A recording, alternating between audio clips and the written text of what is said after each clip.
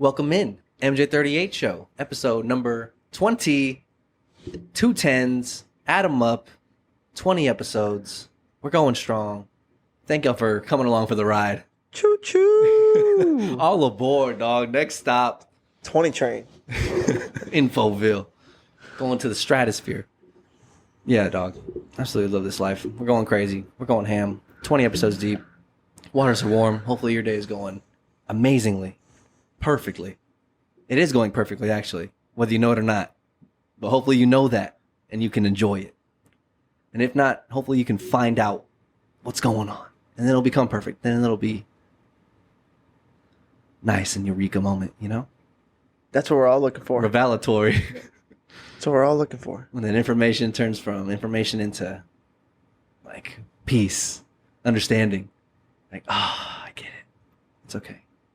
I describe that as your personal psychedelic experience. Mm-hmm. And you're like, oh, this is perfect. It is perfect. Yeah. Mm-hmm. Sometimes it's just a mindset. Mm-hmm. Yeah, look for it. Look for that perfect day. You'll find it. And if you know to look for it, it's really, really hard to find it. We'll keep digging. We can keep digging. I'll be in here digging with you all night. Let's just keep digging. Yeah. Yeah, but 20 deep, man, it's a lot. It's a good amount. It's a good amount. I'm proud of us. Let's go. Proud of us, bro. 20 is no joke. Yeah, thank y'all for sticking around. Thank you. Appreciate each and every one of y'all. I saw there was like 25 people that had viewed the first episode, or I guess the last episode, within 48 hours of us posting it. I was like, 25 people. Let's go. Let's go. Thank you. Hell yeah. It's like a lot of people being like, hold on, let's go. Like, we drop it. They were like, let me check this out. I gotta get caught up. Let's see what's up. It's my dogs. Yeah. Dog pack, wolf pack, dog pound, whatever. Wolf pound. Oh. All that. We're going in, man.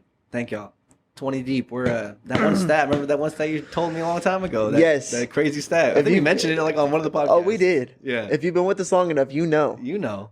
21 episodes into a podcast puts you in the top 1% of podcasters. Mm-hmm. Because 99% of podcasts don't make it to episode 21.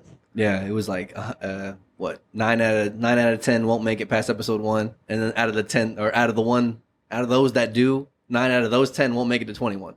Yep. 21. Yep.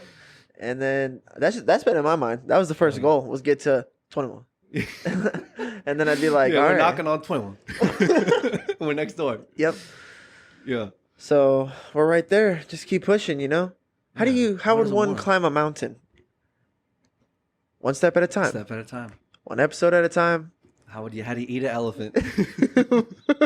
One bite at a time. One bite at a time. One bite at a time, you know? Yeah, that was one of my college professors. Really? Yeah, the guy who gave me the internship, or got me the internship into CAP, or into the spot that got us into San Antonio. That professor. That was one of his like adages that he like went by. It's like a simple like mantra. I get it, dude. You know what I'm saying? Sometimes I'm in the middle of the suck. It's that just one chop at a time. Just chop down. Yep. We need to break this whole forest down. We need infinite amounts of this fucking firewood. Yeah. One chop at a time. I feel good about it. Feel good about that chop. Sometimes it feels good. I'm like, this is everything. Everything is just me doing this. Yeah. And even though it's just one it's like, one down is how it feels. Yeah, I think that was like a Will Smith thing as well, right? With the laying bricks. Mm-hmm. I think that was a common story. I'm not sure if it's that common, but Will Smith, I think he also mentions it in his book. I've listened to a little bit of his audiobook, not the whole thing. Maybe like the first 20%. But it's a story he mentions in there with him and his brother, I think. And his dad made him and his brother every day after school, or I think it was just every day, even during the summers. Every day for like multiple years. It was like 2 years maybe. And maybe a 2+ years worth span of time. But him and his brother would come home and his dad would make them go and build a wall for I think his dad had a store or something. Maybe it was for their house. Either way, they're building a brick wall. And it took them like 2 years to do it. And they were young, 10 years old, plus or minus a couple years for him and his brother. So like for them to finally do it and like for that whole year or for the whole multiple years of span of time of building it, it felt like forever. This sucks. This is going to take so long. This is never going to end. And then when it finally did and the wall was finally done, their dad was more or less expressing the sentiment of like, let this be a lesson that you can do anything. Like it will feel like that until it's like this. And like whenever it is like this, it's like this. It's done. Now you're done. It's like, oh shit, we did that. We did that thing. One brick at a time. I'm going to lay a brick. Just lay each brick perfectly. You're not building a wall. You're laying a brick. Every single day. Every single day. That's what it was, too. That was another... Lay a perfect brick, too. Rephrasing of my mindset. You're not building a wall. You're laying a brick. And lay that brick perfectly. Yep. Then lay another one perfectly. Yep. Man. You're going to make me tear up over here, man. It's my shit, man. So, yeah, this is our 20th brick, dog. Let's go. Put it down right in place. And I hope that wherever you are, if you're washing the dishes or you're driving your car or you're going to your job or you left your job, do it. Fucking get that brick in there right. Get it in there right. I love it. That's Hell what we're yes. about. That's what we're about. That's what it's about. That's the what brand. it's about. Welcome to the show. Yes. Hell yeah, bro. Waters are warm, man. Life is good. It is good. We're coming back on a Thursday. Thursday night football. I'm bringing it in quick. I'm sorry. I had to go there. I was there organically. Everybody in America wants to go there, bro. Everybody, it feels like it's a warm welcome. It's nice. We're excited for football. Some people are not, I guess. Yeah, I mean, I get it. I think some people are neither here nor there. Some people are excited, and then some people are like anti-excited because some people are so excited. Some people right now, it's like if you say something about a football team in a room, like there will be guys who are like, "What's that?" Someone say something about what's talking about? Yeah, Chicago Bears. Did I hear that shit? Did I hear Vikings? Yeah, that's where we're at. Like people are real trigger happy to get to this day right here. And I get it, man. It's a world. There's so much going on with football. It takes you back to a safer, more comfortable place where you just watch your fanhood and you feel the highs and lows, but like you're comfortable there. It's like familiar highs and familiar lows. So it's cool. But it's nuanced and new enough to be enticing every year with the new players and the new dynamics and the new whatever happens, all the coaching moving. Yeah. All the drama of the league. Yeah. Yep, it's a drama. It's like a soap opera to a degree. I love it for that. I like watching the NFL now because I've also just realized it's like coaching staff and like team chemistry really result in like an outcome.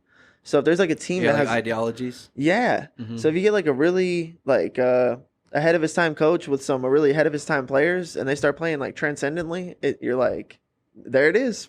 There it is happening right there. They're doing it. Yeah, it's crazy. Yeah. There's so many of those documentaries or those the type of shows or series or documentaries out there now. It's like ever since maybe even and before that, like a lot of the ESPN 30 for 30 stuff. Like the Bad Boys and like the Michael Jordan documentary that came out of the 10-part. What was it? Last Dance. Yeah. And then the Showtime Lakers, and then now the Swamp Kings with the it is pretty, Urban Meyer. It is pretty big in our culture, dude. It's popping up a lot. Yeah, they had the Johnny Manziel Untold. It's I think a lot of it's like Netflix is kind of leaning into everybody Football really season. wants football back. Give some football vibes. But it's tight, bro. It's tight, and there's just something about competing. Like I was thinking about this. It's easy to use sports as a metaphor for other things in life, and it's like. I think that's because I don't know. Everybody what does winning a championship represent? Overcoming all the adversity and being triumphant. Right? Yeah, achieving your goal over it's like the meta adversity. The meta game. You're playing a whole bunch of small games to get to the big game. Yeah. And then you win the big game and that makes all the small games worth it. Yeah. All the small games need to give you the equipment and the tools and the knowledge and the practical implement of that knowledge into action to figure out how to win the big game when it comes up. We love that. We love that. We love, I love that shit. Yeah. As a human, I love that shit. I think that it's like it is a metaphor. Like it's easy to be a metaphor because it represents something super real in life, you know? Yeah. It's like every day is a game. And sometimes we have week by week we have games coming up, or not games literally, but sometimes. Like performances. But yeah. Or whatever. When you go to your job, you got to perform. You got to do your shit. That's like your game. Like we definitely draw that metaphor to working in the restaurant industry. Yeah, it's really easy for us because we're going ham, dog. Yeah. I remember feeling that back at the Riverwalk. I remember just because that's where we started. So I was young into that feeling. Like looking back on it now, I know what I was feeling, but at the time, I was just hyped. I was just I remember expressing it to one of my coworkers. I was like, I'm going ham. Or something like that. Yeah. And they're like, what are you talking about? I was like, nope. I feel you. I was like, I'm winning the game. Is more or less what I was trying to express. I was like, I'm doing really well. Yeah. Because I used to not be very good at this game. Everyone starts out with zero experience. in games. Sometimes you're good at something, or you kind of have like a natural inclination to be better than average just off baseline stats. But most of the time you have zero experience. So like going from zero experience to more experience, it was fun. And I was able to feel that and be like, oh, I'm gaining experience in this game. I'm whooping this game's ass. Like I have all these obligations and all these tables are asking me for things. And like I'm able to knock them all out. And like that feels good. Yeah. I wasn't able to do that all the time. Yeah. You know? And you're creating harmony. It's cool whenever it's like bang, bang, bang, bang, bang, bang, bang, bang, bang. And then you look back and it's like everyone's happy. Yeah. And you're like, and I'm up. This is free time I've created. Yeah. I can play help side anywhere right now. I can just sit in this like pool of like comfort and like not security, but there's a security in the knowingness that I'm sitting in that I created. I know what everything's going on here and everything's accounted for and I'm good for right now, dog. This is awesome. Yeah. I can sit here. It's nice, bro. Yeah, that's like a direct, I'm literally talking about working at a restaurant, but you could like just translate that to life. That's what I think about the restaurant sometimes too, is like just like how sports is just a good metaphor. Sometimes like working in a restaurant's like just a good metaphor for what any job kind of is, you know? Mm-hmm. Or yeah, I think, a lot of, maybe everything kind of points to how life is at some level, right? Yeah. Everything kind of reflects a truth in life. Yeah. Maybe. Hopefully. Something like that, right? Or maybe like, I think sometimes the things that represent life the best are some of the things that like will last the longest or be the most expansive. Mm-hmm. So sometimes that's why I think restaurant industry is so successful, even though sometimes it's like, if you worked like a 9-to-5 job and you had gotten like paychecks and you've worked in like an office and then you go into a restaurant industry, it's kind of like a culture shock. And sometimes you're like, very different. Yeah, how is all this every single day? And then it just like works. And yeah, it's worked. It's worked since its inception. It's continued to be like insanely profitable. It might be one of the. I think it's still expanding. Is it an expanding business? I would assume, right? Industry, like probably more restaurants are opening. I think now more than ever, I would assume. It probably matches the economy, like when times are low. Whenever times are low. Like, I'm sure COVID fucked up a lot of restaurants. Yeah, like a ton, bro. A lot of restaurants. Oh, that's unfortunate to think about. But yeah, I think that's pretty accurate. It might be like pretty proportional to the market. But I think overall as an industry, it is growing, and people are building restaurants. New themes are coming up. People are trying to incorporate different type. I think now people are trying to do like dinner and a show at the same time. That's some shit I've seen on like some Gordon Ramsay, one of his most recent shows, where he's doing not so much in the kitchen work, but it's more like investing work into businesses that are related within the food industry. Okay.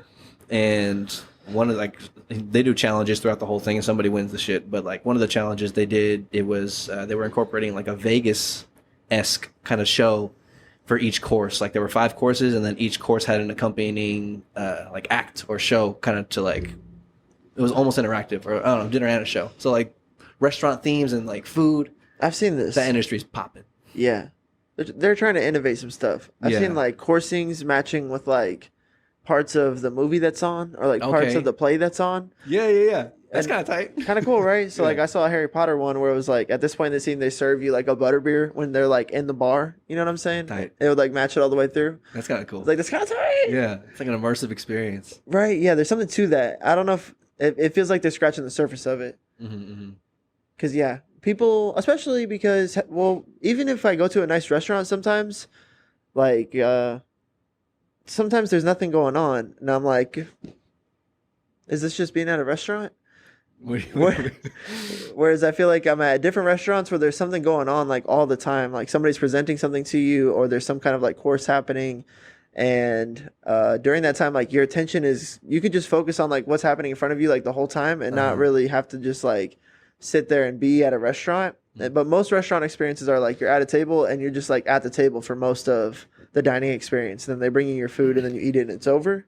But like the closer you get to like an experience where there's courses happening or someone's presenting something or there's people talking to you, I think it reflects like more value for dollars paid. Yeah, or maybe you're engaged with more, you're entertained more, your attention is held more. Yeah, something like that. I don't know. Yeah. I don't know. I guess, people like that. Maybe not though, but exactly. Sometimes. Sometimes. Yeah. Sometimes I'm trying to chill. I don't really want to talk to the waiter too much. No. Understandable. Yeah, it's cool. I like thinking about concepts of restaurants, like who's doing what. Like I went to a place that was doing like sushi courses, and then they would make like 10 pieces of sushi for like 10 people, and then be like, this sushi is crazy beyond belief for all these reasons. And then you're like watching him do like basically like an Instagram cooking, some alchemy, sushi alchemy right in front of you, like blow torching stuff and then shaving truffles on top. You're like, this is cracked. And then you eat it and it's like mind blowing. And then they're like, that was that. Okay, now here's this. And it's cool because like the whole time I could just like watch the thing that was going on. You know what I'm saying? But I was paying like a premium price to have that experience. Yeah. But as a consumer, I didn't mind it so much, or I almost appreciated it because it's not something I'm going to do all the time. And since I wanted to like pay a little bit more for something that was a little bit more dope, I was happy that option was there. Like I was happy to pay that price in that moment. Yeah, not all the time, but yeah, 100%. It's where you want to be. You can feel it at the restaurants that we work at, like a high caliber restaurant. Sometimes the guests come in and they're regulars and they don't really give a shit, or they're like business people and they don't really give a shit. Insofar as maybe not give a shit is kind of a strong sentiment. They don't really want to be wooed, you know? Yeah. Some of the people are coming in on their anniversary and they want the whole show and the fucking dog and pony show. Yeah. They want the whole thing and they love it. Yeah. And I'm really happy to give it to them. It's tight. Yeah. It's fun. Like that part of the job is like super fulfilling. Yeah. Like so whenever you surprise people and shit. Sorry, what were you saying? I was going to say that's the part of the job, or like on those experiences, I think people really appreciate that exists in the market, that they can go somewhere and pay a premium price to have all of that stuff happen. Because sometimes you just want to be like, you know, kind of entertained to a degree, or you want to see like champagne bottles pop, fireworks come out. It's fucking cool, you know? Yeah. And also in a restaurant, you also want it to go like perfectly, quote unquote. And that just looks like your waiter paying attention to you, your water, like your drink's never going empty. Like you don't have to really ask for anything per se, like go out of your way to ask for anything. Like your needs are being met and the food is cooked well and is delivered on time. So I guess also you want to pay a slight premium of a price to guarantee that experience as well. It's like a normal restaurant. Yeah. So it's like I want all that to happen nicely and I want to be like entertained. Yeah. I'll pay for it. So you gotta deliver. You gotta deliver, yeah. We perform, baby. 100%. That's what they're coming for. That's what the appreciable thing in the market is right there. Like y'all do the restaurant thing, we do the restaurant thing well. Yeah. Okay. Well, you're gonna have to show me. Yeah. Okay. The thing we'll show you. I got lost thinking about how pretty much my whole life, I think everybody, you kind of like grade and judge a restaurant like the whole time you're there. Yeah. Right? For sure. I try not to. Or like your experience for sure, and maybe the restaurant itself, or like the restaurant entity, like the business that is the restaurant. It's like, oh, it's like busy, or it's like, oh, it's slow. I was like, oh, this is like unorganized or whatever. But then also you're probably thinking about your experience. Yeah. It's like, how is this going? How are they taking care of us? It's like, they suck. Or they're killing it. Or he's crushing it, whatever. Our waiter or whoever. Right? Mm-hmm. Yeah, I feel like I never go into like Champ's shoe store and I'm like, dude, this guy's going off right here. Like, it's not really a thing. Like, yeah, I guess you don't go to a department store and they're like, damn. The service here is crazy. They're popping up. Maybe sometimes they do. Like, I'm sure if you go into Gucci and shit, I'm sure like their floor people are in the like service hospitality mindset. Yeah, probably. Right? I think so. Especially like the right Gucci stores. Like, definitely. Mm-hmm. At least in my Gucci store. Shit. If you're working for me, damn it, boy, you better be on your shit. I'm with you. Mm-hmm. No, I think that the hospitality piece is important. And when people... We love that shit. I guess there's not... So that expectation, though, sits on the restaurant industry just, like, differently because you're tipping. So I think you really feel when, like... And I'm kind of detached. Like, I feel like I'm going to tip good, like, no matter what. I'm not even really thinking about... Like, I've already, like, worked that into what I'm paying. You know what I'm saying? Yeah. If you're in the industry, you kind of, like... You're already there. Yeah, dude. I've had enough. Some people are just like there too. And like, bless you.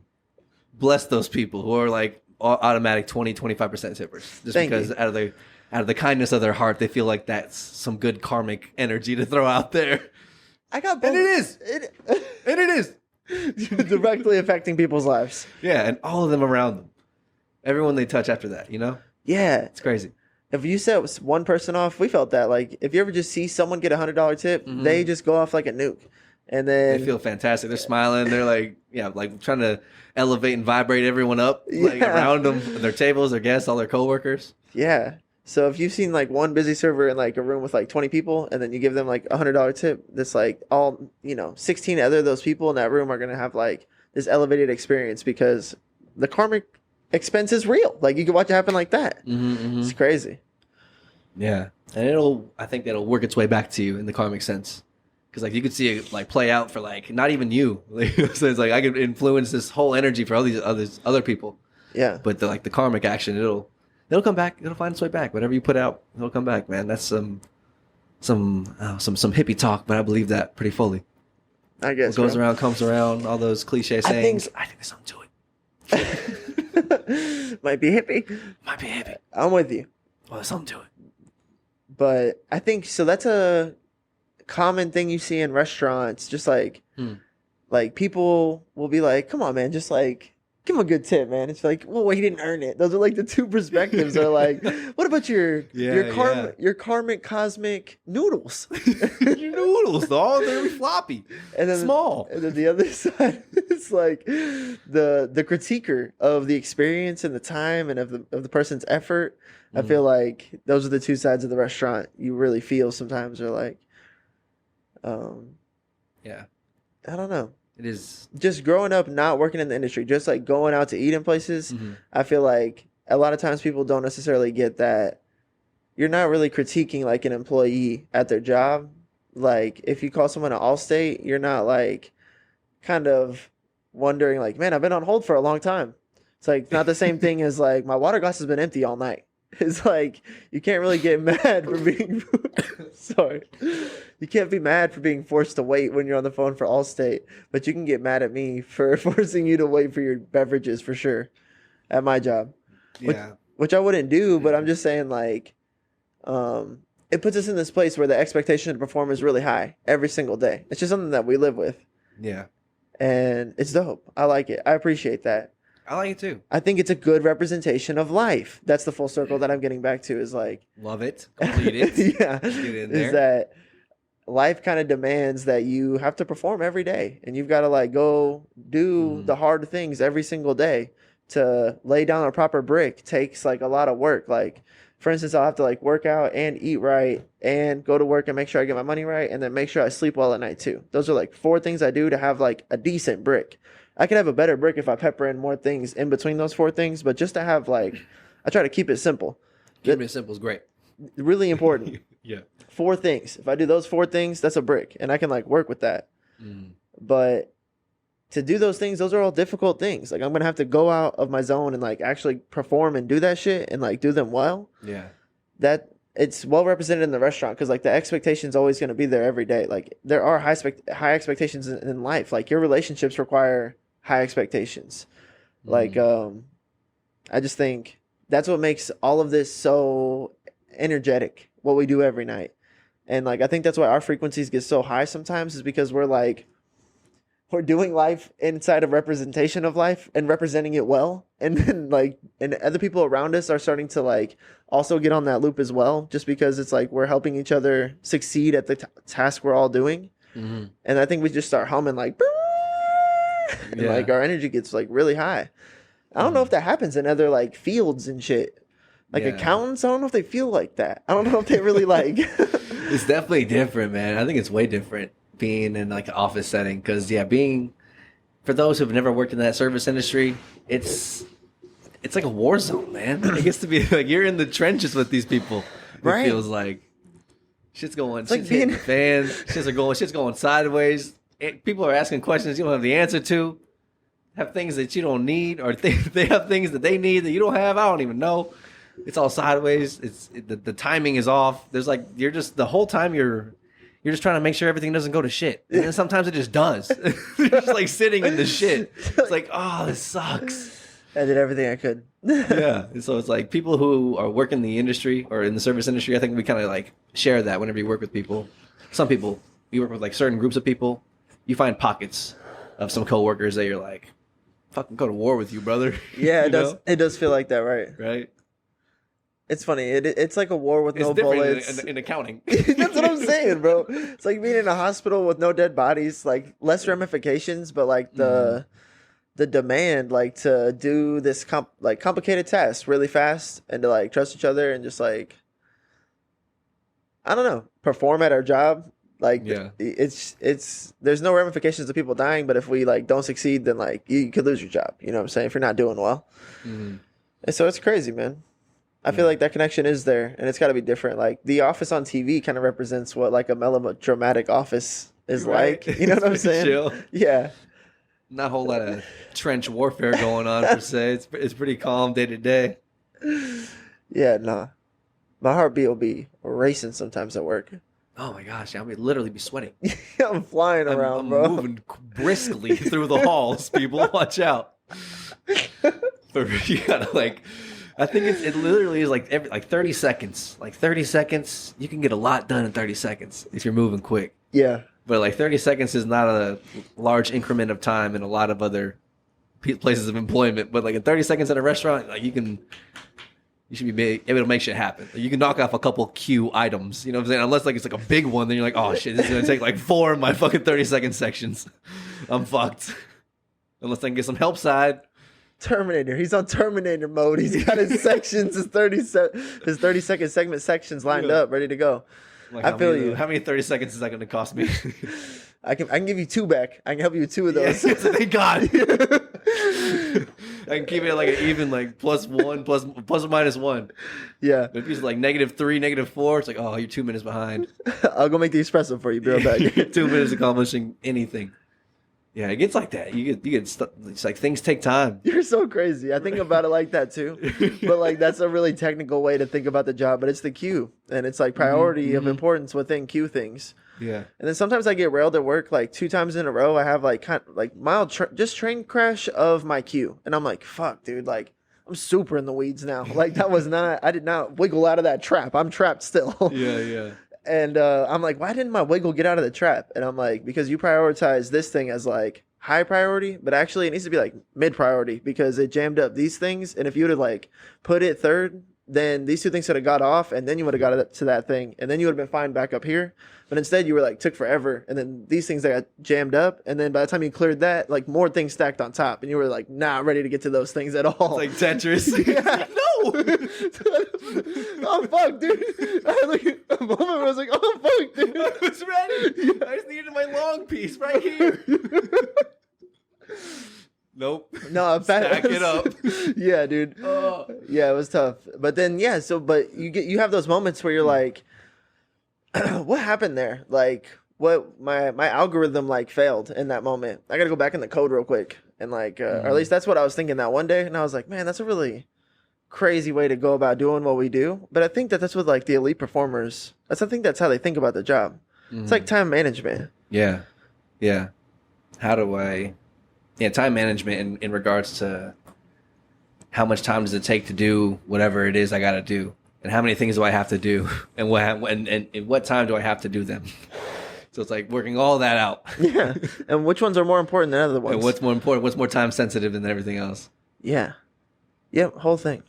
Yeah. Whole fucking thing. Yeah, Dick. It's cool. We're applying that to restaurant, but whatever.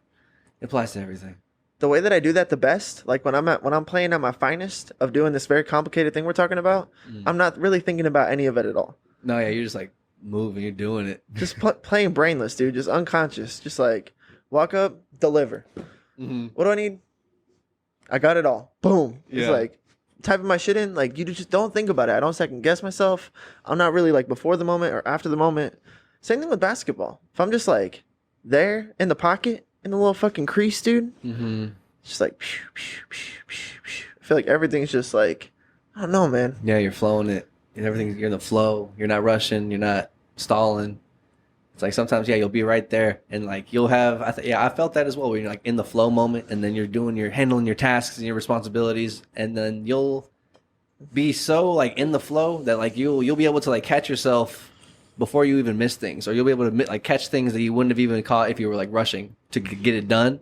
But like since you're like, it's like flowing and like being in the moment, I'll be like, oh, I forgot this thing, or I'll turn around, or you know what I'm saying, or like sometimes I'll have like a course of action, and then I'll like just do an audible almost out of nowhere that I didn't even plan, and then like the audible ends up being like, oh, I was faster this way. I accomplished this and did this. I was like, oh, okay, that was a weird little just whoop, like just in the moment, just feeling, just doing the do. That's it, bro. I think football kind of represents that somehow, some way. Like it's like trying to create harmony or trying to create order out of disorder, or trying to achieve a goal within a mix of both of those. And there's just moments where it's just like, yeah, it's like, hold on, this is gonna work instead.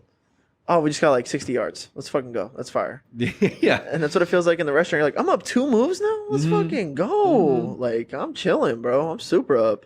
Yeah. Yeah, it's being in that flow state, man. Yeah. Get in that flow state. Optimal challenge. It's fun. Yeah, I remember feeling at the Riverwalk, like, just like, it's 6 tables feels like a lot. Because, like, 4 is the most I would have now. But it's like a different experience. But still, like, back in the day, like, just having all of those people being, like, running the loops of them. And then, like, there'd be times where I'd get, like, all of them satisfied. And I'd walk, like, back up to the restaurant. And I'd be like, my whole section's good. I'm fucking good. I've made, like, $150 so far. There's only, like, 2.5 hours on my shift. And all 6 of those people are fucking happy. Like, I'm eating right now. I feel like fucking Kobe and the Rucker, bitch. Like, I'm at 30 points right now, bro. Like, I'm going to have a night tonight, bro. And, like, it felt good, bro. It feels good, bro.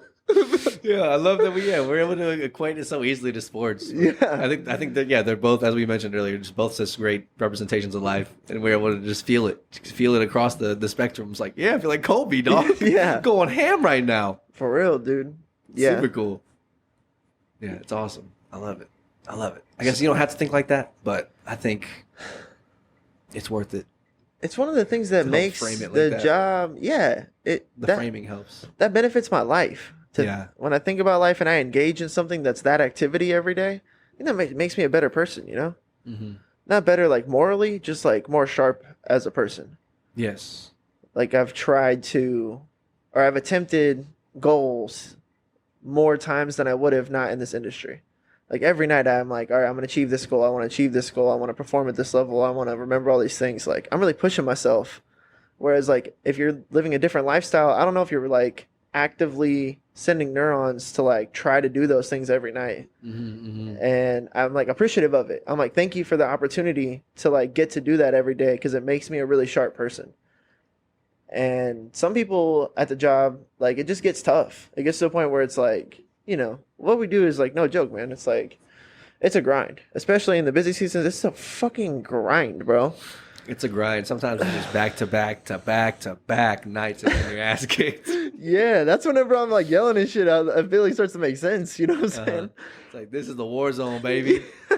Holiday season. And, but man, like, it's a wonderful opportunity. Yeah. It's a wonderful opportunity. And whenever people start to feel that grind, I want to remind them of that because I feel like they're like getting worn down. And I'm like, man, like just so many people don't have something to try to conquer. It's like, we're going to go hard for like 3 more weeks. And there's such a monetary reward to like feel what is actually an intrinsic reward for like accomplishing all these goals. Like, we'll also get compensated financially, but like, just do this thing with me. Just like lock in with me. Let's fucking be better right now than like these problems. Let's be like harder than the issues at hand. Let's like, let's go crazy, you know? Yeah. And it's so whenever you do that with people, especially in the industry, I feel like you get that opportunity. It's like, I feel like I'm a better person. I feel like I'm a more like bonded, open, like empathetic. I've been through more like, I have more relationships going on. Like I see more life, you know? Yeah. Yeah. You see a lot of life. We've seen a lot of life in a restaurant. It's fucking cool, man. Busy restaurant, a lot of people. It's fucking cool. It's cool, man. So yeah, it's an opportunity. Yeah. Be trying to frame life like that as much as I can. Yeah, man. I think, yeah. Well, like we've been doing it for a while like that. I think that like it kind of happens to us more than we even like try to make it like that. It's like I'm not even trying to necessarily think the way I do sometimes, but sometimes I do. But sometimes it's just like my thoughts are just going. I'm just like breaking down life, like last night at the restaurant, just like breaking down the menu. Yeah. You know what I'm saying?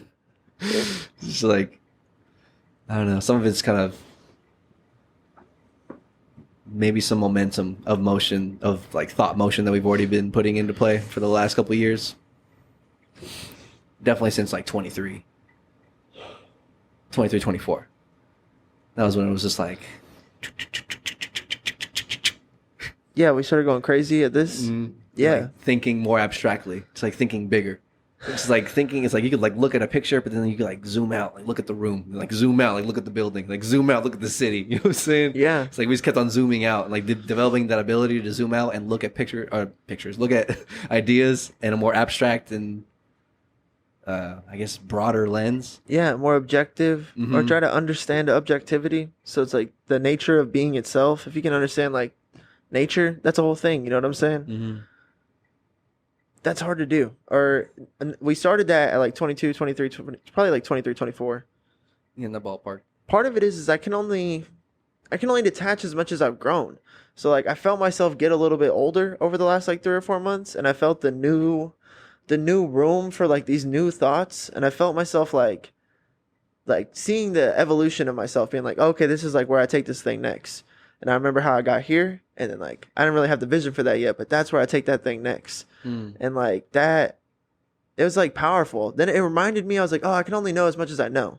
I remember I was like locked away from this level of like objective thinking and like abstract thinking, that then like my life kind of called it out of me, where I have to like stand on like what I think is right or what I think is wrong, and like freaking, you know, like tell people and like talk about it and have to like really stand on that shit. And it was just crazy to be like, some of it's just, it gets unlocked for you as you get older. And that's like what I want to tell the young kids sometimes. I'm like, man, I remember being young.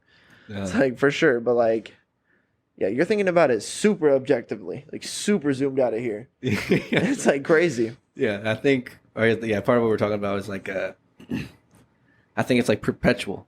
It's like once you get started on that train of thinking, it kind of builds if you maintain it. If you like keep on trying to do that, it will keep on doing that. Like there is no bottom of the ocean. It just keeps on getting bigger and bigger and bigger, and you're just like, whoa, life is crazy. You can get like super abstract with these thoughts. So I think we kind of like put that into perpetual motion. But if you're not doing that like consistently, it's like you don't have to. But I think like you like trying it and doing it and trying to think in more abstract and like zoomed out lens, bigger lens, it's helpful. Yes, for sure. Yeah, try and do that. Sometimes it's the only path out of like it'll get you going.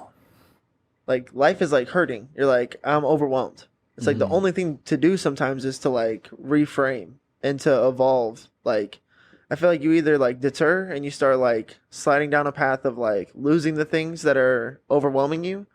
But then there's another way to like step up to those things that are overwhelming you. But a lot of times it's like reframing and like thinking more abstractly, being like, I see myself like this and I see these problems like this. And I need to like think about them differently. And you can still, just because you have to think about them differently doesn't mean it has to like be the thing that you don't want it to be. Like it's how creative can you create like a way for you to accomplish it all? And then it's like kind of on you to like come up with that outcome. You know? This is super abstract thinking right here. Fucking yes, bro. We're here for it. We're here for it. Encourage y'all to be here for it too. Thank you for being here for it. Thank you. They're here right now for it. Yeah. Yeah, man. Yeah, we can talk about some little less abstract stuff. What's going on in life? Football? Football's going on for sure. Football. I could do this now, y'all. I could do this. Here we go. Swipe up my phone and click on an app, and now I can see what the fuck's going on in my fantasy league, and now it actually like has points and shit. Yeah, it used to be just like a roster. Actually going. A roster I myself, I am playing. Or I don't have anybody playing tonight, but I'm playing against somebody who has his tight end playing tonight, Sam Laporta. Okay. He has 4.7. Kind of hoping that guy's a bust, but we'll see. Kansas City is up 14-7. So that's what's up. My dog has got Amon-Ra St. Brown. Say and a that prayer. man has 12 points. Let's go. It's a good outing. And the kicker's got 2. Okay. Whatever. Week 1. We out here. I'll take the first touchdown of the season going to my team. Yo, I'm happy to have that. My dig. Second round draft pick. Looking for a wide receiver 1. Yeah, and then Patty's got 2 tutters. My boy Patty's got 2 tutters. Doing what he's supposed to do. I love it. I got him in a 2 quarterback league. Oh my god, I love football. See, a lot of people are very excited to do that again. It's fun. Speaking of football, I love football because one thing that you can do with football is you can use it to think abstractly about life. Boom. It's crazy. Like Patrick Mahomes, like watch the quarterback. Love that guy. You can watch the quarterback's documentary and like see what kind of effort he's putting in and what kind of like discipline he has and what kind of talent he's cultivating, and then like watch how much he cares. Like literally, he's like carrying his ass off in the documentary. And like, and then he goes out there and plays like transcendently good, like crazy good, and it just like, there's something there. There's something there that you can like pull from that and like look into your own life and figure out how you like play well in your issues or your problems, or like how to perform well. I think we all have to perform. Yes. Maybe that's the common denominator across all these things. Is like sometimes you're watching somebody perform in like a really dramatic way, where their whole city's depending on them to perform. And like, who wouldn't want to feel like that? You know what I'm saying? Yeah. But like... and they win. They do the thing. They score the touchdown. Just like... yeah, the crowd goes wild. Yeah. Nuts. Who doesn't want that? Yeah. Right? So like, I think... But regardless, like that's something that translates across the board, is we're all tasked with having to perform our like job. Yeah. And that just hit me a different way whenever you said that. It's like, it hit me on the... Yeah, we have to like perform our job, or like you have to like perform, and you have to like, I guess one way to think about it is like you have to perform whenever you wake up. It's like you have to perform, like you're being called to action. Like every day you wake up, you have to go do your shit, whatever your shit is, whatever your regimen or your routine is for your day or your week. You have to go do that. Like you have to go perform that and accomplish that. And then also I just thought about it in like a different abstract sense. It's like we perform in like a different like a performance. It's like a dramatization. It's like you're performing your character. It's like, who is your character? You're acting as this person. Who is this person you're acting as? Action. Dude, yes, bro. That's like, and you got to be true to you. That's like acting well. You know what I'm saying? Mm-hmm. And like, man, yeah, and if you don't for like a long enough period of time, like things will go badly. Like there's like repercussions to not like acting well every day or performing well every day. Yeah, we see it in movies and shit. We love movies for the same reason. Yep. Books, stories. Yep. So I think that's why sometimes I'm really performance driven, or like a lot of my abstract thoughts are like reading about Michael Jordan, reading about Kobe Bryant. It's all like performance driven people. And then I'm like bringing them into like stuff that's really normalized. But I'm like, oh, we're all performing. Like you just got to perform. I'm trying to be a good performer, trying to yeah. High performance. Step on my court and have a high performance night, you know? Yes. Yeah, whatever your court is. Yeah. If it's like a cubicle or like an Amazon. You're going door to door. Door to door sales. Yes, bro. All that shit, you're going to have to perform. You got to perform, baby. Your sales, whatever you're in. Turn up. Turn up for that. Let's go. I'm here for you. Tighten up, baby. It's tighten up season. It's new season. Virgo season. Let's go. I fucking believe in y'all. If you're a fan of me, it's because you're a fan of you. Yeah. It's like Kanye say that shit. Kanye say that? Yes, bro. I was like, that, bro. That's it. That right there. Like, if you're a fan of me, you're a fan of you.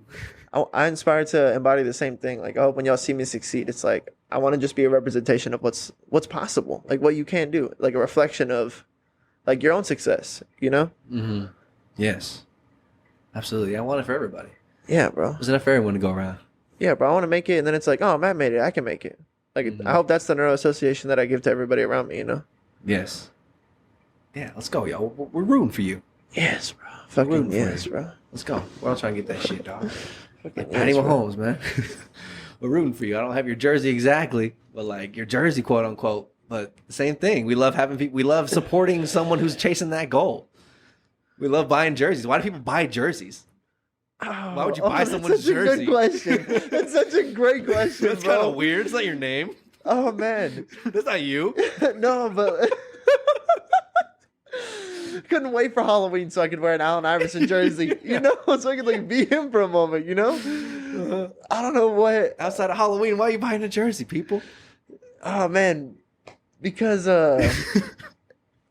sometimes it's because these people represent things. Yeah, and like you want to like embody what they represent. You want to feel like it's on you, you know. You want to feel like you represent it too, maybe. Yeah, you share the same ideology or whatever, the same idea that they represent. Yeah. I think that's part of it. For sure. That's got to be part of it. Yeah, you support the guy, you like the guy.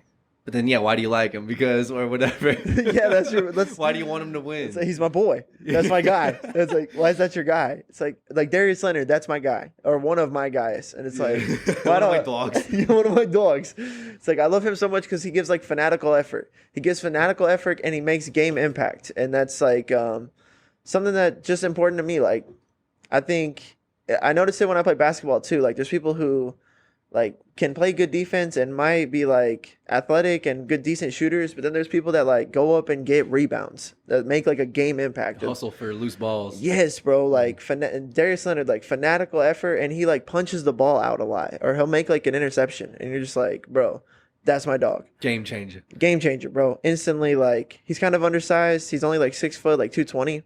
Like, dude, that's me with like 20 extra pounds on. It's just me playing middle linebacker for the Colts, bro. Me yoked up Yeah. on Indianapolis. Just flying around. Tackling Derrick Henry twice a year. Yeah.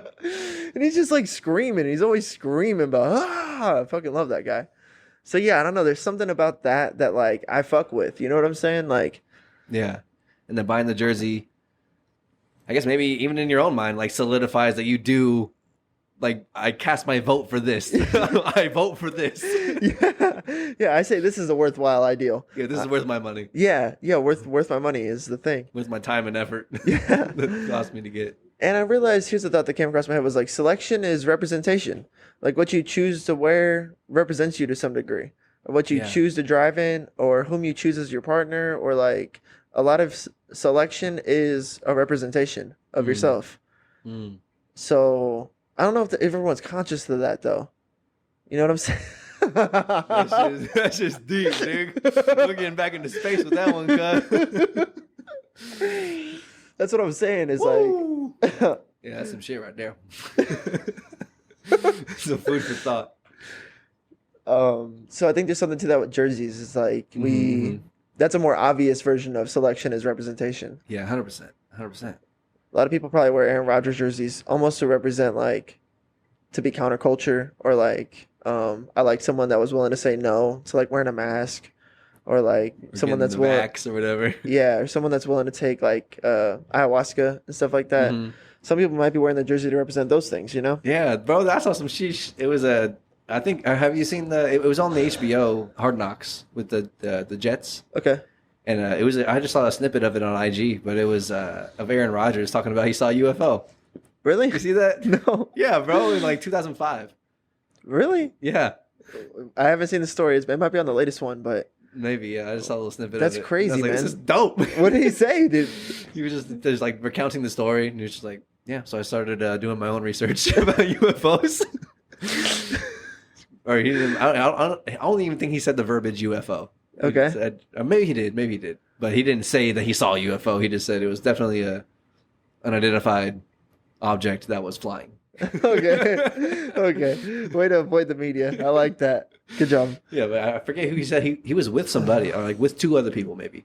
That's crazy. With some homies, and yeah, he just did like just a little, or like I think they said they heard like a alarm going off, and then it turns out that alarm going off was from a nearby like power plant, like nuclear power plant.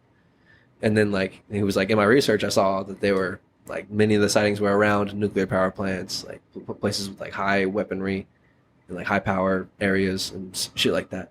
So you guys like saw the thing or heard the alarm, saw this giant fucking thing flying across the sky, and then immediately a couple minutes later we see just fighter jets just boom, boom, boom. Damn. Chasing it. Damn, that's crazy. He's saying that on Hard Knocks? Yeah. That's crazy. Damn. Yeah. Wow. Interesting. Sheesh. Man. Aaron Rodgers. How do you feel about UFOs? I don't know. Second time. I don't know. It's cool. Yeah, let's get in there. They're here. I think they're here. Really? I think they're real. Okay. I'm not exactly sure what they are. Okay. I think UFOs, I think there's been enough sightings and maybe some information. I'm sure there's been more or going to be more to be disclosed by like government officials and shit. But based off of like podcasts I've listened to with Joe Rogan and such, like I'm pretty convinced. Some people out there think that all of those people are just lying. Really? Yeah. There's no. They're like, you idiot. No aliens. I'm not saying that. Yeah. I think UFOs.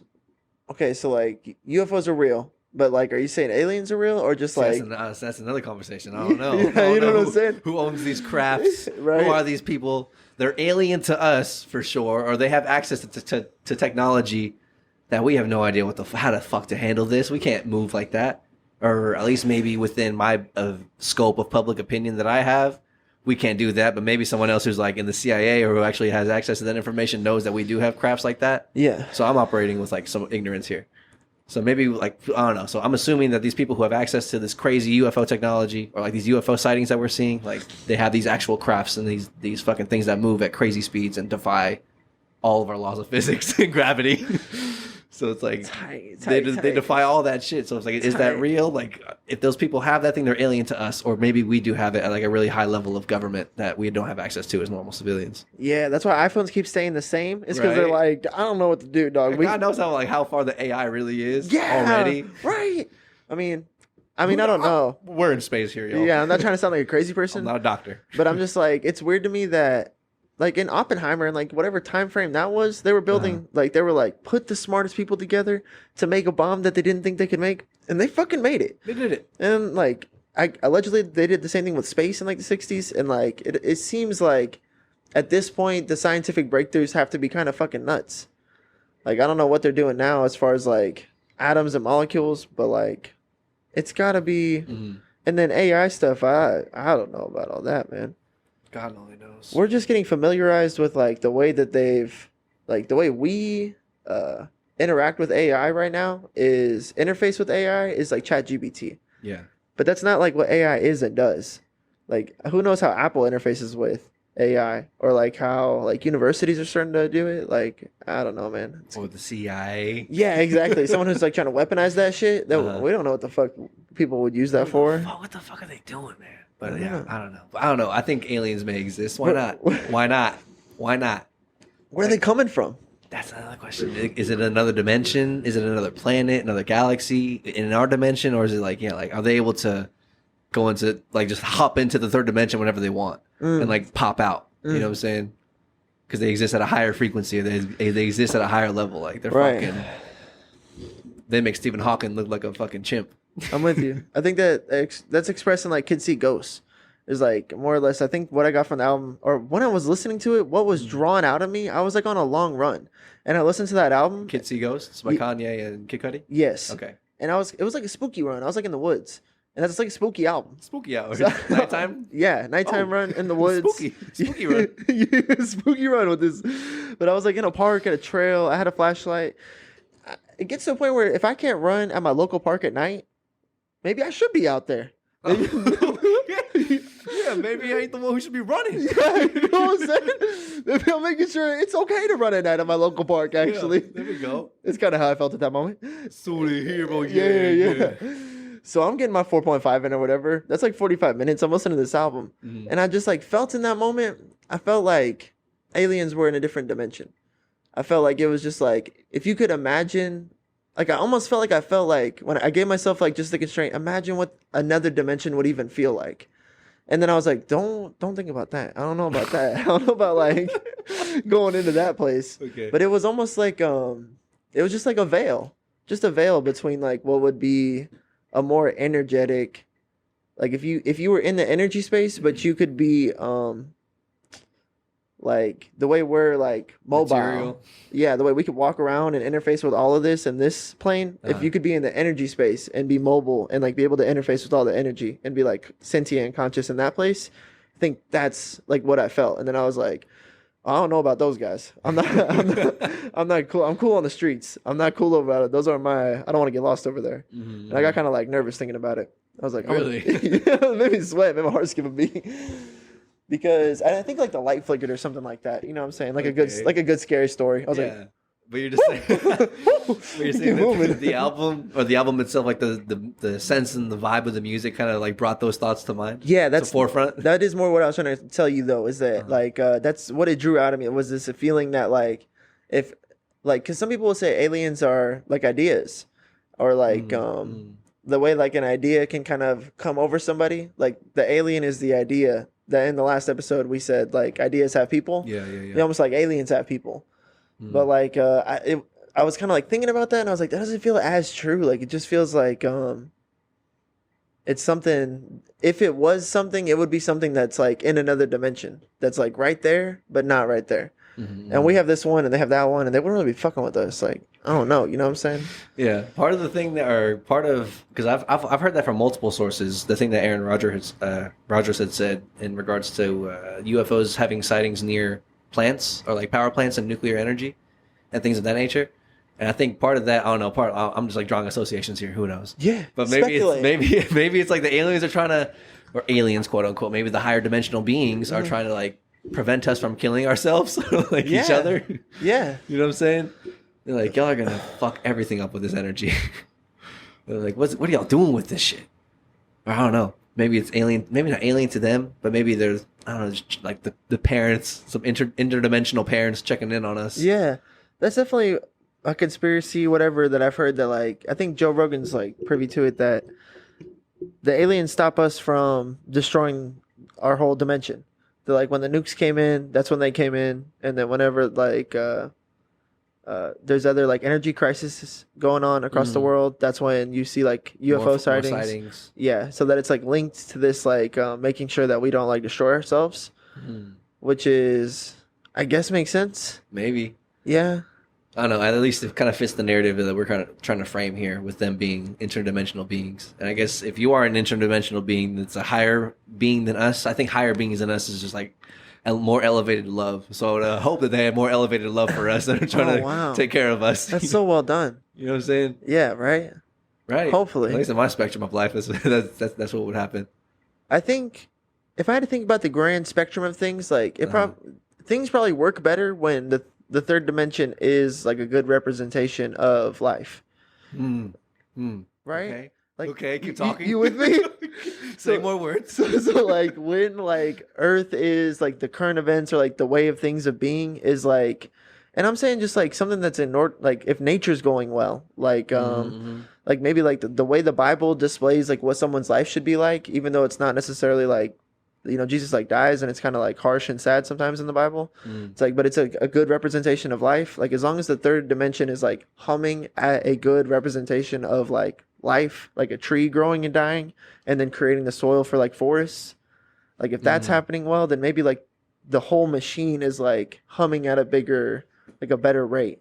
Yeah. So sometimes maybe they like come into the third dimension to try to like tweak the settings a little bit and make us more like our frequency right, or like a better representation of like the sand overall spectrum. Yeah. And then I don't know what the rest of it's looking like. We're not really climbing in and out of anything. I don't have access to that quite yet. I don't know.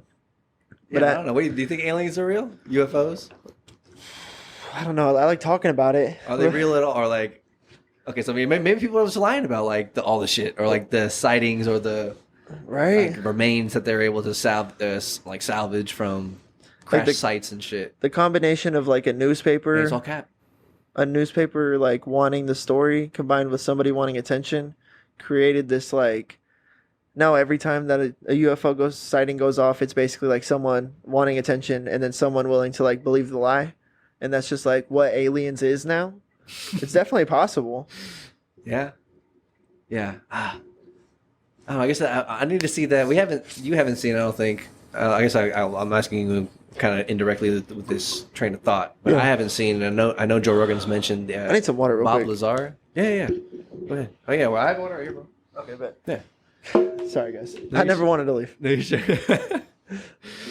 Bob, I know. Yeah, Bob. Joe mentions it. And I think he has him on his podcast, but I'm pretty sure his name's like Bob Lazar. I want to say, and I think he has like a book. I think it's a book and maybe a show, or not a show, but a book and a documentary or a movie about shit that he studied or he actually saw like firsthand, and like I guess he worked in some sort of branch of the government around, and then I guess whatever branch he was in had to go investigate or was part of the investigatings of Roswell or whatever the fuck, Area 51, like that kind of shit. Yeah. Back in the day, I guess he has like firsthand recount of like these crafts. So I guess they're real. At least from this guy, unless he's just completely capping to everyone in fucking life right now. He's just got the best cap. Yeah. He's just like the nastiest capper for aliens. It could be, because it's the question, right? Even Joe Rogan, like that's like his staple. That's like he believes that story, and that kind of provides the foundation for any other conspiratory alien thoughts that he has. And I'm like, I'm sure he even asks himself, like, is he just the best liar? Is he the best? He can beat my lie detector test? And it's like, some people convince themselves of shit. You know what I'm saying? He could be a very elaborate psychopath. Very well could be. Could be. But could be. But I don't know. Let's say let's say it's real. Let's say that there's remnants of some sort of crafts found. Okay, so what do you think about these UFOs? Who owns them? Yeah, right. It could be like billionaire scientists, people like Tony Stark type guy. Yeah, has like drones that are like doing the craziest shit in the world, and sometimes they crash them, and then they're like, call them aliens to try to bring America together against like an extraterrestrial bad guy. Yeah, that's another thing. Like that's plausible, conceivable. I'm like, dude, I think it's definitely egotistic to think that we're the only being in the fucking cosmos. Entire cosmos. Right? Yeah, I think so too. I think that's not really though. I don't know. think it's okay. Hold on, bear with me because I think I'm gonna sound like a real nerd right here. I'm with you.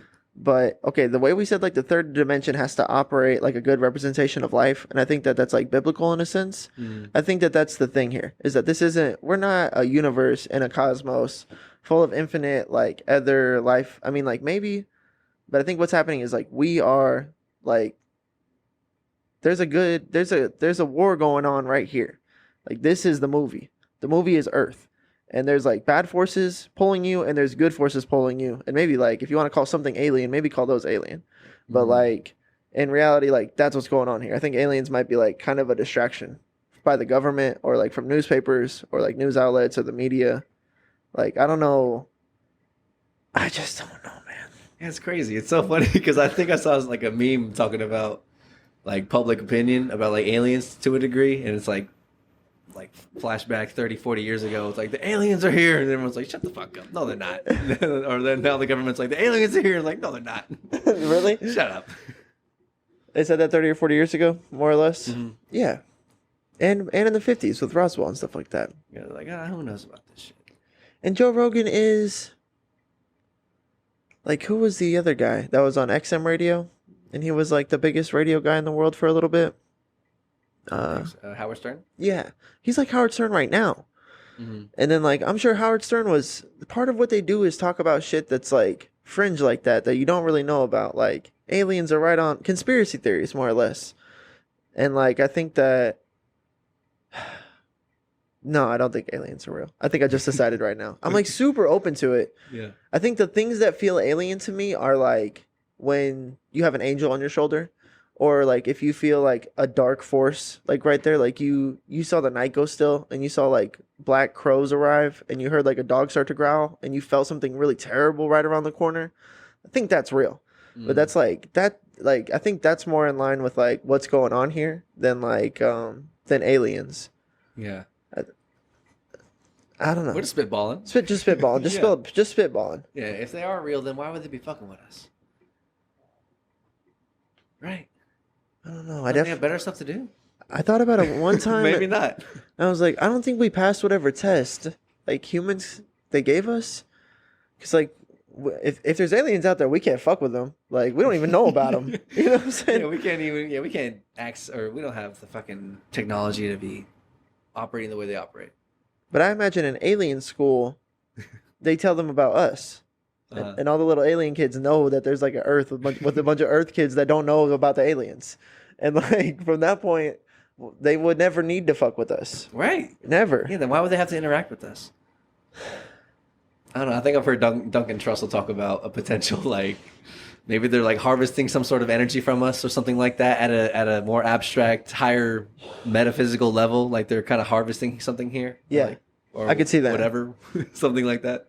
I could see that. They need us. Or maybe don't need us, but like they're using us for something beneficial to them. Can totally see it. Right? I don't know. They're getting some good energy out of me if that's the fuck's going on here. It's crazy because life here is its own thing. Like life is like your life calls you to fucking stuff. Like you have like a there's something in, if you were to learn you and like kind of like take time to figure out what you want and like who you want to be and like where you want to go in this life, like life will present you with like the path, like at the same time, like I think it's already written for you. Like in my opinion, God already knows what you would want if you could self-describe what you would really want if you were actualized and self-aware. And then creates a path for you to slowly realize that while you're walking down that path. And like that's like there's a video game to be played here. Like there's a movie going on. And so I think like that's what I think of whenever I say the word life. Like there's like life happens here on Earth. So if there's an alien like harvesting something from like life happening here, that's fucking crazy. But I could see it though. Because life is kind of mystical and magical in that sense. Like, for sure. Karma's real somehow. Like, I don't know what the fuck, you know what I'm saying? Like, you should act Christ-like. It'll change your life. Like, that's real, you know? But these are like metaphysical, abstract thoughts, like, that create, I don't know, energy or frequency that the aliens would want to harvest. Or like, fuel. like, what happens like when someone acts Christ-like and like, sacrifices themselves for the greater good? Like, what is that emotion that's created there? What happens? Can you bottle it up? Can you grab it? Can you harvest it? I don't know. Maybe that's what the aliens asked one day, you know? Because it seems like that's what our life is about. And if we were to do life successfully, I think that's like part of what's crazy with cell phone culture is we're getting away from that. Like, I don't know how many people are actively like pursuing their mission, you know what I'm saying? Trying to like really be that sanctified, maximized version of themselves like we talk about. Doesn't seem like that's the agenda so much anymore. Maybe not. I don't think so. I don't know. Will the aliens get sick of us if we stop? I don't know, you know? Yeah. Regardless, if aliens do or don't exist, I just know that God's got me. I'm not sure what the fuck's going on with those people. Or with those beady or those big-headed green skin or whatever. Whenever you say alien, whatever comes to your mind. Yeah. That's what the hell they physically look like. Or whatever. There's balls of energy. Yeah, right. That's what it felt like. They can manifest into physical form. Yeah, they could look like an alien if it would make you feel comfortable to see a traditional alien. Like, yeah. It's like, I could look like Kobe if you want to, like, if that's okay with you. Yeah, that's crazy. Please. I've definitely had, see, that's what's crazy is like, if you want to think about it like that, like, I feel like I've had something that presented itself as the energy of Kobe Bryant, like sitting next to me in my car. And it was like 2 a.m. I'm going to the gym. I'm doing some crazy hard shit. I'm like breaking down mental barriers. I'm like feeling myself being like snapping the things that would stop me from going that hard. And I'm like, this is crazy talk. And then I feel Kobe Bryant being like, yes, sir, brother. Like, want to give me like a fist bump. And I'm like, oh shit, I'm making this ideal proud right now. Like the idea of the thing that drove Kobe Bryant to this level of greatness, or I assume David Goggins too, like to snap down the barriers, like even this far, like this ideal approves of that. And I feel that right now. Yeah. And it's almost like life wanted me to know that. It's like this individual, this soul needs some validation for what he's doing right now because it's fucking triumphant, the fact that he's getting this workout in right now. And then I felt something like present itself to me and be like, hey, good shit, brother. And it felt like Kobe Bryant with like really long legs in my car and like a Nike hoodie up to his chin being like, that's some shit. Yes, bro. Yeah, it was Those cool. Ideals, the ideals that he embodies whenever you wear his jersey. Yeah, that thing. The spirit of that. Yes, bro. Yeah. Like I think it's described as like the Black Mamba sometimes, or like just that. I don't know. That mentality. Yeah, that mentality. Like it's cool. So sometimes I think alien, like I said, that's like an alien force. Yeah. You can interacts with us. Yeah. That's real cool. For sure. If you want to call that alien, I feel that a lot. Yeah. Yeah. I'm not sure about people flying crafts. I haven't seen one though. That's another thing. If you see like a fucking UFO like Aaron Rodgers had, like, but then like, who knows? Who the fuck? Yeah, I've seen stuff in the sky. Definitely when I was a kid, I saw a lot of stuff in the sky. I thought everything was a UFO, you know? It is, technically. Yeah, right? But yeah, I don't know. Yeah, you know? Why would that be messing with us? And I know God's got us. So God's outside of them even. You know what I'm saying? God made them. Yeah. Right? Yeah. So I'm like, how do you fit into the picture? How do y'all fit into this life thing? You seen the pre-fight matchup where he's like said something about his God. He's like, "Oh, you're playing to your God. I'm playing to the God, to Jesus Christ." And then he like whoops his ass. Really? I'm trying to think of it's our boy that we want to use on the intro for that song. No, Tyson Fury? Yes. Mm. Tyson Fury knocks out the last guy he fought, Deontay Wilder. Mm. And then afterwards, Deontay is like, "I want to say thank you to Jesus Christ, my personal Lord and Savior." And it was just crazy. That's how it'd be to the aliens. Play that gift to him. Yeah. But I see what you're saying. Is that like conceptually, even if they do exist, God still made them. yeah, you know? right? How are they supposed to interact with us or whatever? All this creation. It could be that we're a potato. Okay. We're just a potato. Go on. Like That's it. All right, man. It's been a great podcast. But like we're just like basic horticulture for like alien life. Mm. Like Earth makes potatoes, and Earth is just like one of like a whole thing that makes up a whole nother thing. You know what I'm saying? Because if you ever think about just like nature in general, it's like one specific kind of tree. It's just like one tree in a forest. It like what a hummingbird does is like super insignificant, and like what asparagus is somewhere super insignificant. But like it all kind of creates life for us right here. The fact that all of that's happening all the time. Yeah. And I think we could be like a link in that chain for something else. Okay, I see what you're saying. Like all of our chemicals on our periodic table might just make one chemical on someone else's periodic table. And they're like they have a whole nother expansion of life beyond that. Right. We're just like, yeah, like in that fucking Men in Black where it just keeps on zooming out and like we're marbles. Our galaxy is like one marble in a bag of marbles of galaxies that aliens are playing with. That's crazy. Yeah, exactly, bro. Right. Exactly. Like that level of insignificance could be true as well. Like I think it has to be true. Like as much as everything is like super important, it's not important at all. Yeah, I think that's one of the paradoxes of life. Yeah. It's like that doesn't matter. It's like it does, but it doesn't. It's everything, but like God's got us. Yeah, You're good. It's the most arbitrary it could be at the same time. That's like just one of the natural like does any one man's life matter? It's like it's everything and like not really that much. Yeah, in the scope of 10,000, a million years. Yeah. yeah. Yeah, dude. But that's like I don't know who it was I heard on Instagram this week talking about that most of the best answers to life's questions are paradoxes. Yeah.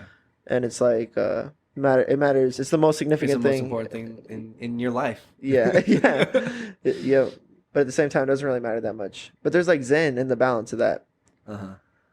So sometimes I think but the cool thing is that like if that is true, if I'm just like we're just a potato, like we just harvest frequency of some kind. Because I feel like the universe rewards high energy people. Like people that provide this like Deion Sanders, dude. Like that guy is obviously a fucking, lightning rod for like positive energy. Yeah. He gets him going, he gets everyone around him going. Putting God first, just like getting people like real. He gets people like, yeah. I don't know what it is. Like that's a high frequency that he's like giving to everybody around him. And then he has like crazy success right now so far.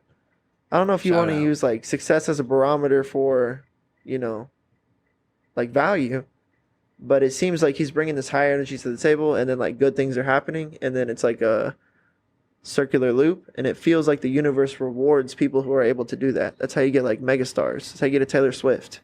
That's how you get a Beatles. It's like these really massive self-fulfilling loops of like positive expectation and positive like energy fulfillment. Yeah, I think it does reward that. It works on that kind of basis. I think especially if that person, or I guess if whoever's doing that in their doing of that is able to create more harmony or whatever that is, like a better vibration for more people. Yeah. It wants that.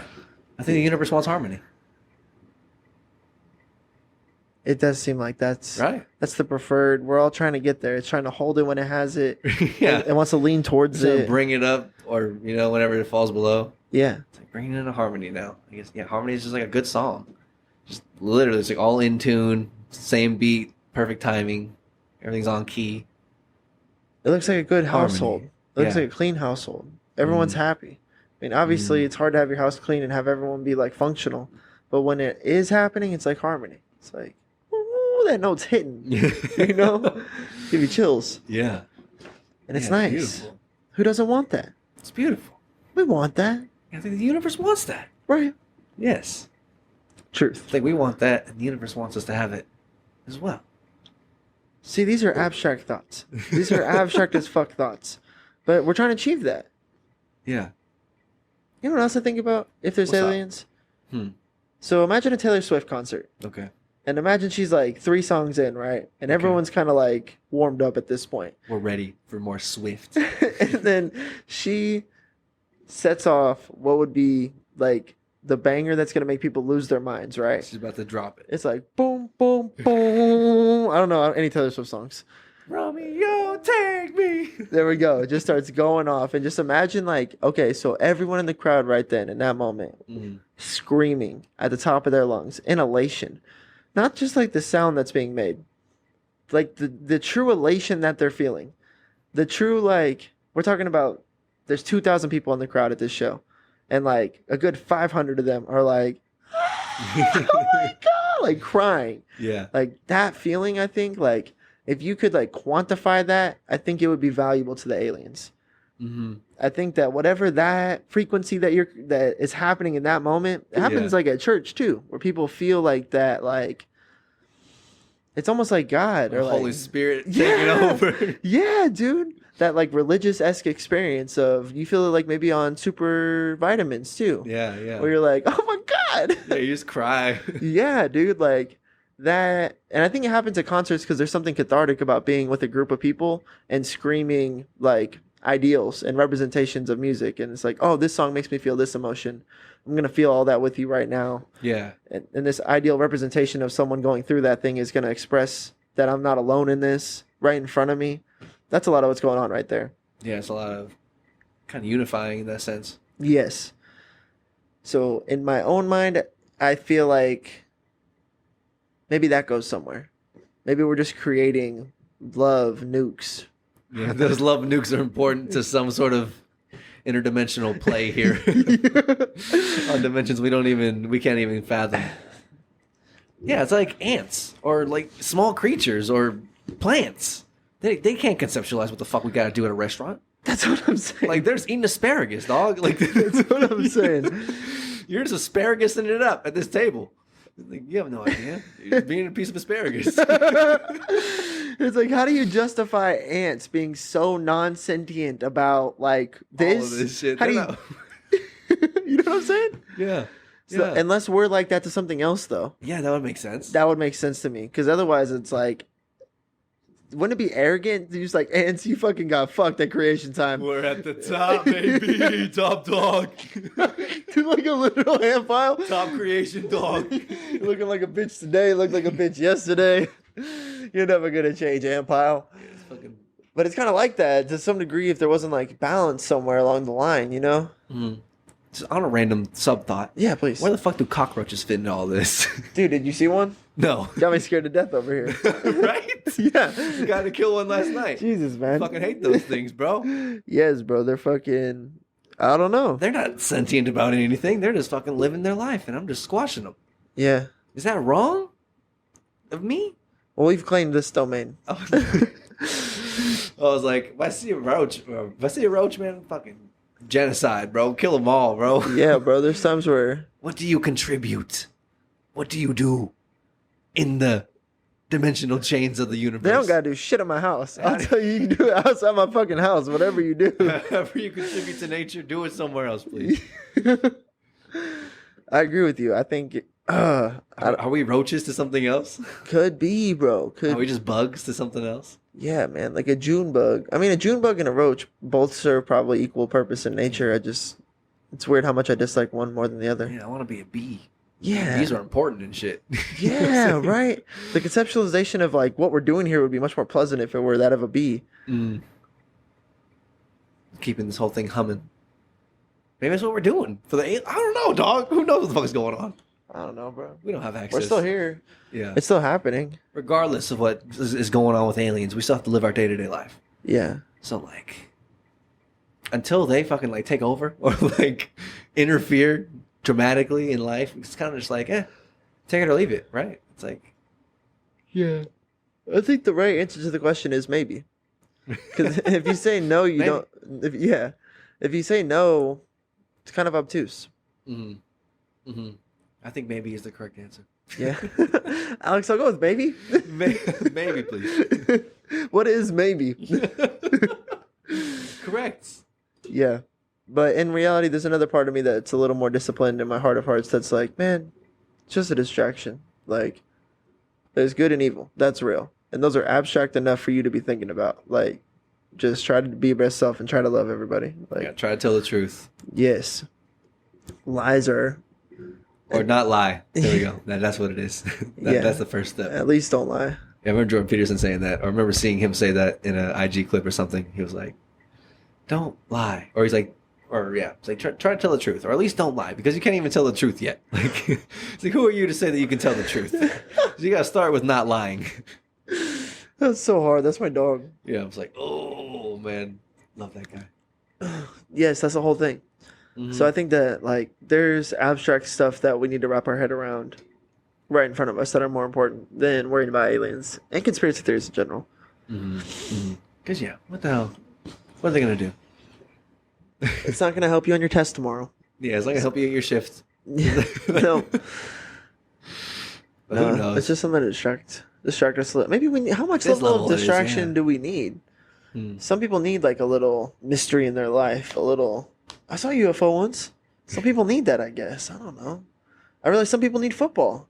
Yeah. Because I don't really like talking to, like, at work, at this point, I can kind of take it or leave it. Because a lot of times when we're talking football, it's just like to not be at work for a second. It's like we're taking a smoke break in the restaurant. Yeah. Hey, how's your roster looking? Yeah. How many leagues you in this year? 2, but I cook with the Pick'ems League too, so 2.5. Yeah. 3.5 if you really think about it. Yeah, no, it's just like... It's just shooting the shit sometimes, you know? Yeah. Just creating conversation instead of just like the silence. Yeah, and then like, you know, I'm not trying to not be friendly. Yeah. But yeah, distraction. I love football though. Everyone loves football. Damn, that's a good distraction. It gets in there. People can't wait to have that distraction. Watching that shit every Sunday. So much money being made on that shit too. That's why we're okay with the distraction.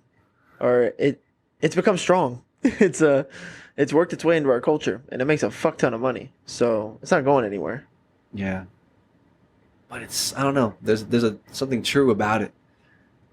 Something true about it. That's why it's stuck around for so long. It's been around. I guess watching people perform physically has been a thing for so long. Yeah. Fucking Coliseum days. Yeah. We've been doing that for so long. So long. I don't know if the Coliseum was like mandated by the king, right? Upon its inception. I'm not 100% sure on the history of it. I think it was. I think maybe isn't that attached to it? Like it was like created to be a distraction, like on purpose. I don't know. That's what I was thinking. I thought it was created as like a punishment. Like I didn't know. I don't know if it was created as recreation. If that makes sense. Maybe they're like feeding the prisoners to the lions. Yeah, shit like that. That's what I thought in like biblical thieves. times. Yeah.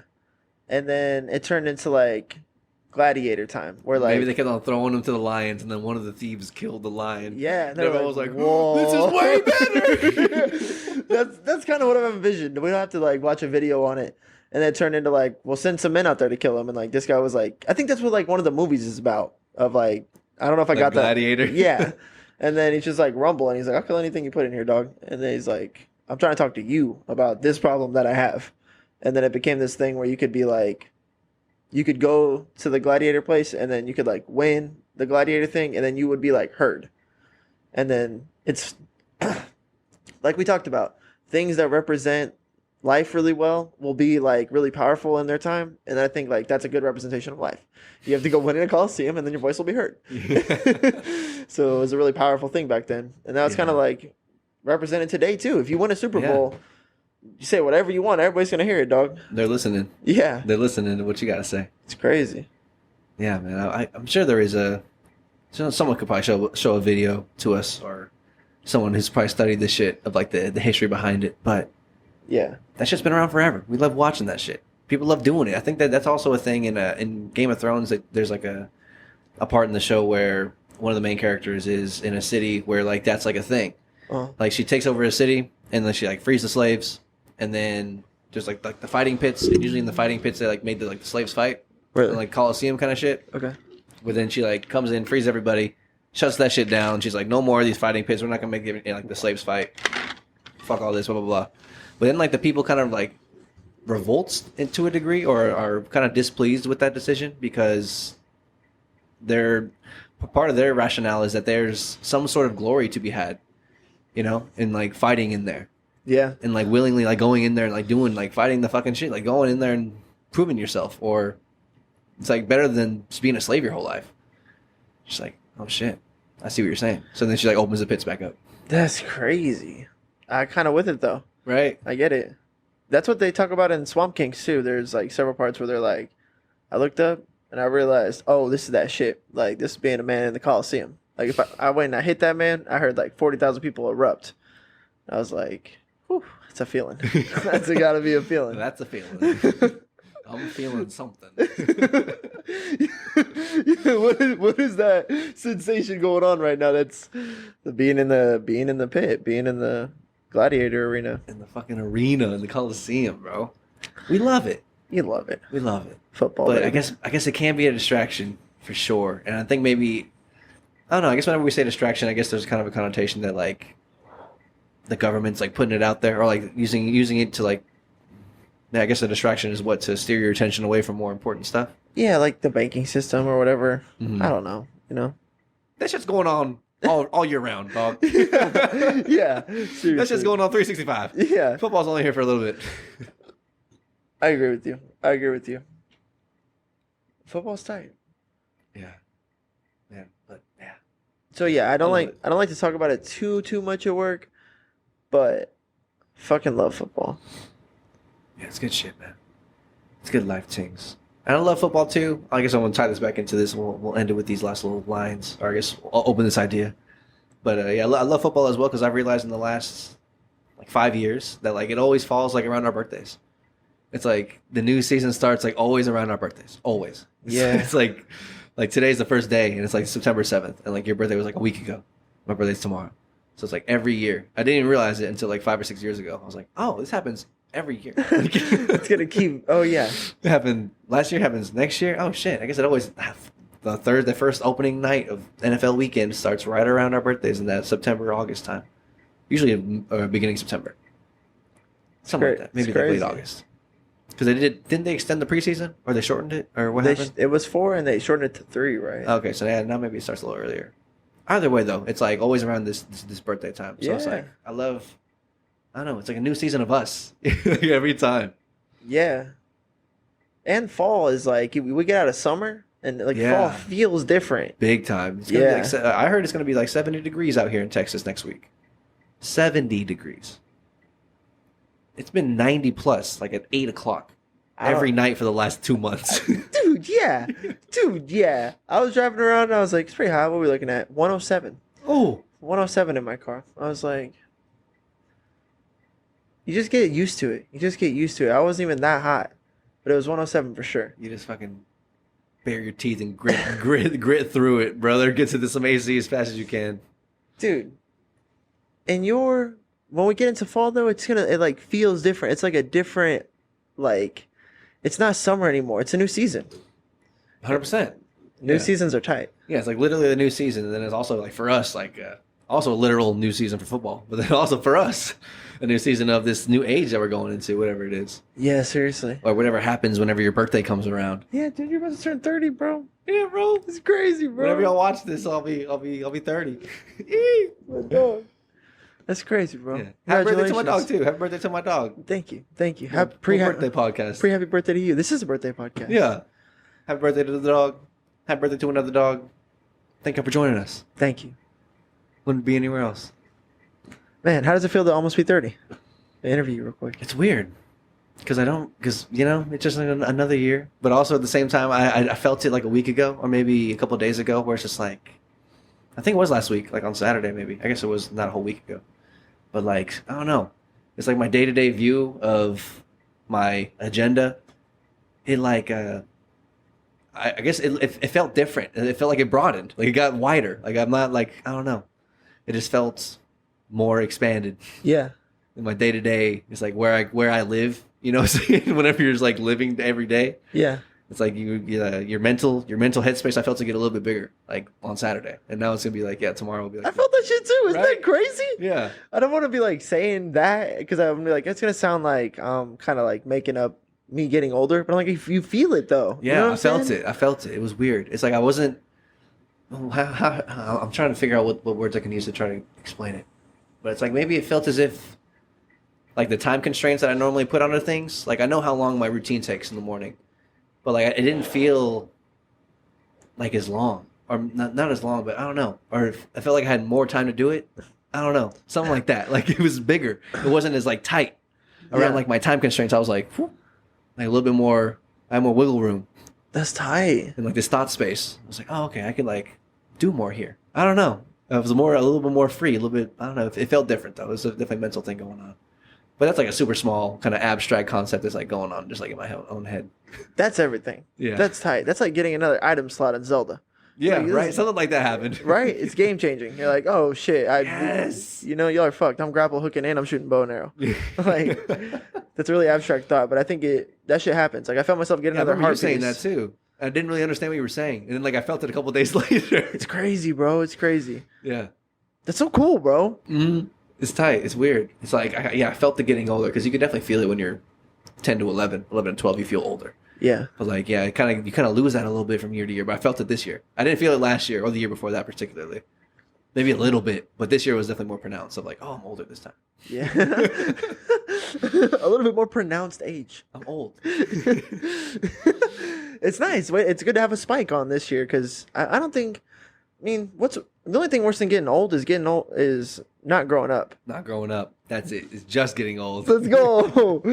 And I think you would want to have a nice pronounced growing up feeling going into 30. Yeah, because you can definitely get old without growing up, but you cannot grow up without getting old. Wait, no. What did I say? You can't. Maybe it's you can't grow up without getting old. Wait, I don't know. Because Big Sean says it in a lyric. Okay, word. People grow, or no, he says some people only growing up, or some people don't grow up, they only grow old. Yes. You know, so growing with age, there's no guarantee that you're going to continue to develop and evolve and elevate yourself. There's not. So you can elevating yourself takes time, I think is what I was trying to express.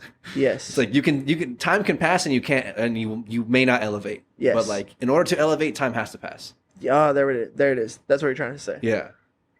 So it comes down to time passing sometimes. Mm-hmm. So or I guess I was just trying to say that to tie it into like you kind of have to be 30.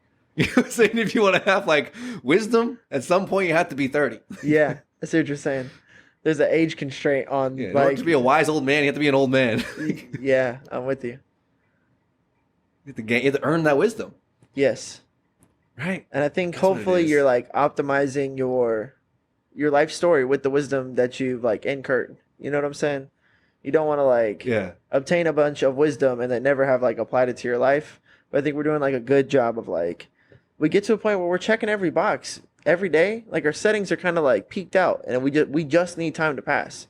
Like there's times when you're working out and you're eating right and you're getting your sleep in and you're doing everything right, but you don't have like your settings match your goal. And the only thing that you need to happen is you need like time to pass. Yeah. Yeah, it's like you're on your diet, like you hit your calories for the day perfectly, you hit your workout perfectly, you're on point with your nutrition and your water and you got your sleep and your supplements.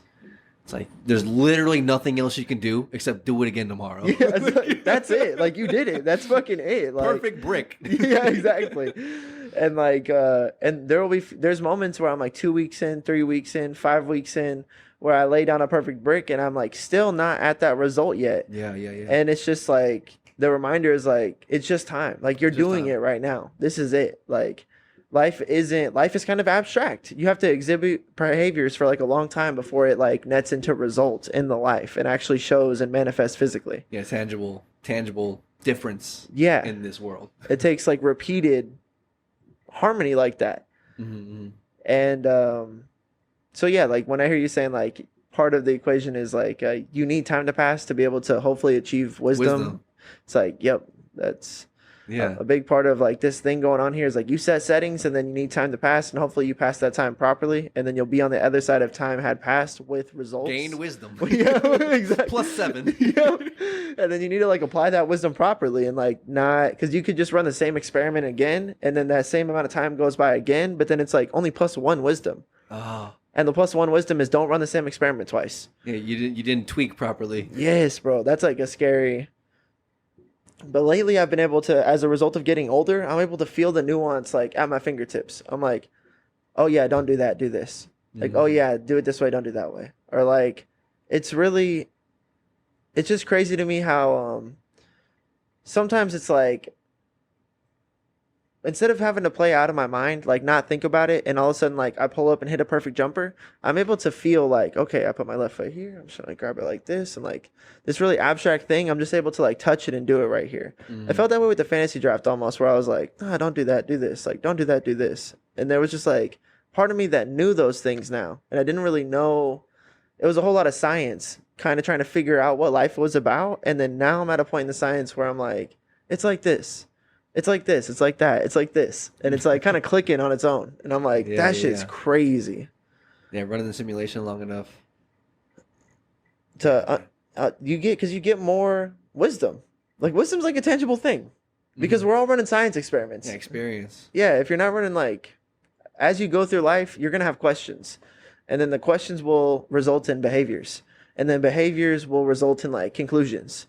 And then you'll have like a science experiment run. You had questions and now you have conclusions. Yeah. And like you had a hypothesis. Yeah. So now like with said like knowledge, what do you do like now and next? And like how do you keep it moving? And like what's your desired outcome? And then what's your input? And like so if you've been doing that for 30 years long enough, you've like asked enough questions and done enough research to be like super lethal.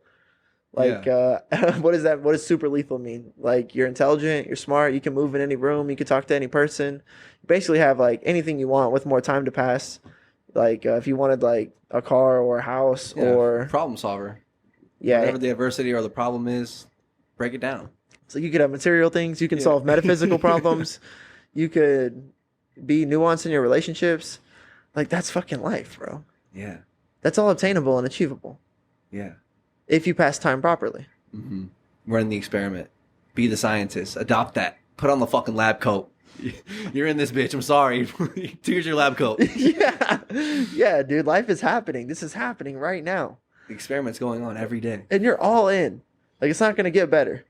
You're not just going to... It's you're in. Yeah. Yeah. It will get better. But what I mean you're is... You're not going to get any less all in. Yeah, hell no.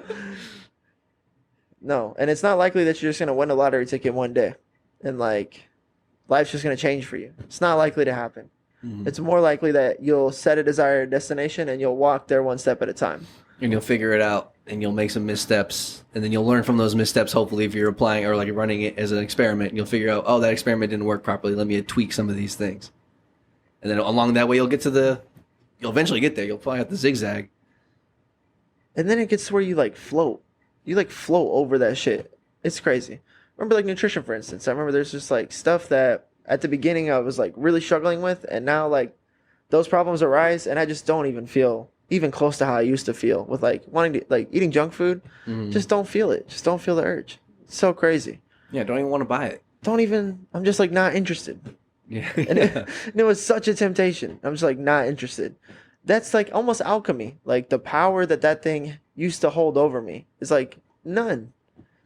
It gets weird. That's another thing that I've come to appreciate as I get older and like run more science experiments is that I like to take away from the gym, for instance. It's so crazy how I like took the power of that thing away from it to like make me feel like I go in there and I dominate in the gym. Like I'm just like hooping and going crazy. Yeah. And I feel that way with like anything that's kind of like making your life difficult or an obstacle. You can like slowly, by being consistent and showing up every day and doing what you're supposed to do, take the power away from that thing to like make you feel anxiety. Yeah. You transmute the power. Yes. 100%. Turn it into confidence. Yes, bro. And that's like, well, I figured that out at like 28. And I was like, oh, this is crazy. Yeah. This is crazy. All I gotta do is show up every day and I'll transmute this into like confidence. Yeah. And that'll like charge me up more to perform even higher. Yeah. Dude, fucking yes, dog. So that's part of aging, growing up. That's how I feel at 29. Yeah, so don't fight the age, y'all. I love it. I love it. Some people are afraid of growing or getting old, but it's like you don't have to get old. I want to grow up for sure. Growing up is amazing, and you need to get old to do that. So it's like, don't fight the getting old, man. Embrace it, take the wisdom, and enjoy the whole ride. Enjoy every moment. Yeah, for sure. 30 is the new 21, or 30 is like the new 18. 21. Yeah, 40 is like the new 21. Okay. It's crazy. That's tight. Yeah, you look great, bro. Yeah, appreciate it, dog. You look like 20. Yeah, thanks. Yeah, bro, for real. I'm Fast like, for a college student. yeah, for sure. Walking around on college campus, no second looks, no second glances whatsoever. I don't think you're a graduate student. I probably think you're like 23, 24. Nice. Yeah, for sure, dude. Hell yeah. Let's go. Appreciate it. Taking care of yourself, bro. Yeah, I think hopefully we can maintain this until like 40, and then by the time I'm 40, I'll look like I'm 20, 25. There we go. There we go. That's what I'm talking about, bro. That's what we're going for here, Just y'all. taking care of yourself, man. Been in great shape for like 7 or 8 years. Just pushing it, man. Just consistency. You got the heart of a 22-year-old in there, bro. Yeah, That's my tight. my telomeres are super long. That's tight as fuck, bro. Yeah, biologically, I'm sure I'm doing very well. Like Chris Gethin's a big proponent of that, like measuring your telomeres on like a fucking super scientific level. Yeah, I don't know what that with is. taking care of your body. Like it's like your cell, I think attached to your cells. I don't know. I could be butchering it, but I think maybe some sort of scientific explanation. It's like I think your cells have some sort of like strands at the end of them, and maybe they're able to measure the length of those strands. And I think those strands are called telomeres, and like the length of those strands could be like determinant of like your biological age. Wow. Stuff like that. So like Chris Gethin is a guy I follow, and he is, I don't know, in his 40s, mid 40s maybe, and his telomeres are that of like someone who's like 24. Damn. You know what I'm saying? Like shit like that. I think that's real, dude. Yeah. I think that... Take care of yourself Yeah. at that high of a level for that long. Because your heart beats so much all day long.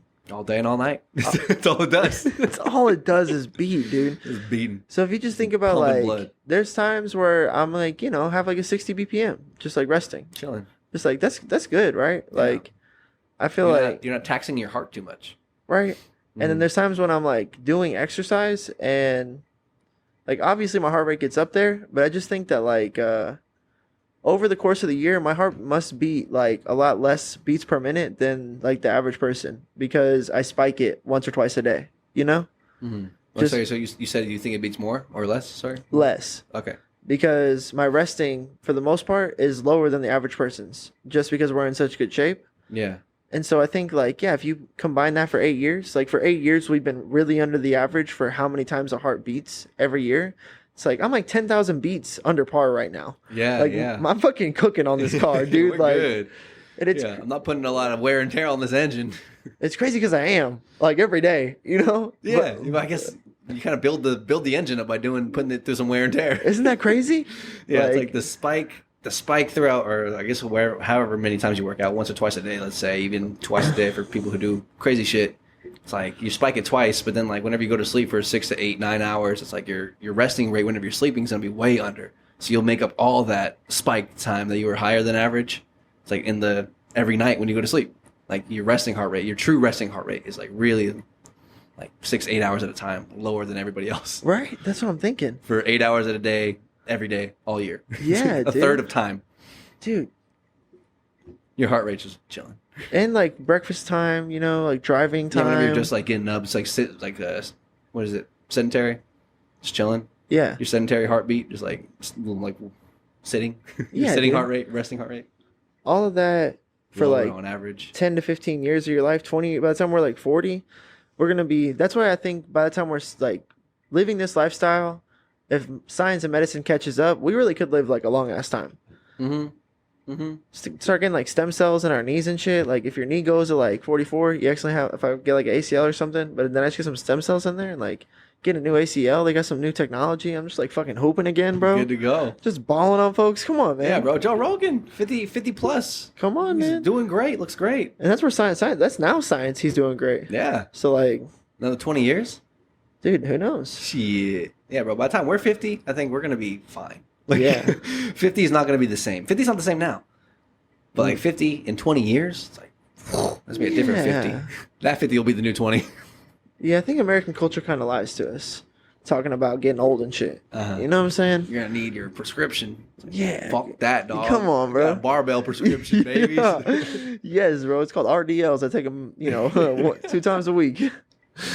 Yes, dog. Absolutely. I agree with that sentiment. Yeah, it's worth it. So yeah, don't be afraid of getting old, y'all. It's awesome. Yeah. The growth and the añejoing of you is awesome. Lean into it. Yeah, play life. Love it. I love it, man. I love growing up, being It's older. awesome. Have some more pull. Have some more wisdom, experience. It's a beautiful thing. It's fun. Fucking yes. That's MJ38, loving That's life and fucking balling out your mind. You're gonna have to get old, so I might as well grow up on the way. Yeah, that's the thing is that like you're kind of stuck in it. You're stuck getting old. That's happening right now. Yeah. And it will continue to happen until it doesn't. 100%. And I'm telling, like, at this point, do you think distracting? Because it's like you can distract yourself, or you can like be on the path. That kind of seems like what goes on with everything. Mm-hmm. And like, do you think that the distraction is more fun than being really high level on the path? I think it can look more fun and at times maybe be more fun like in the moment, but like in the long term, I don't think it's even close. Things like Pinocchio, like fucking Pleasure Island and shit. Yeah, right. All the boys, It's not even close. all the jackasses, Right. or whatever. Looking, yeah. So we're here for y'all. Thank you for being here with us. Yes. We're here growing up. Thanks for growing up with us. We're all gonna grow up together. One day at Figuring a it out. time. One day at a time. One pod at a time. We keep it trucking, keep it moving. Hell yeah, bro. You want to sign off for the night? Yeah, man. Is there any parting words for the beautiful people? Love you guys. Let's get one more. Let's One get more. one more. We're about to be in the top 1%, y'all. Let's go. We're Next about to time be you in the top see 1%. us, You're about to see it. Next Kinda- time you listen to us, it'll be that it'll be moment. the top 1% podcast, baby. Welcome in. I love that. I love it. Yes, sir. So thank y'all again for tuning in. Hopefully your day was bright and enlightened, motivated, all the above. Have a great rest of the evening or day. Kick its ass. Hell yes. We'll see you soon. Love y'all. See you next time. Peace. Bye. Rolling through the city to the light show. Really ain't no telling where we might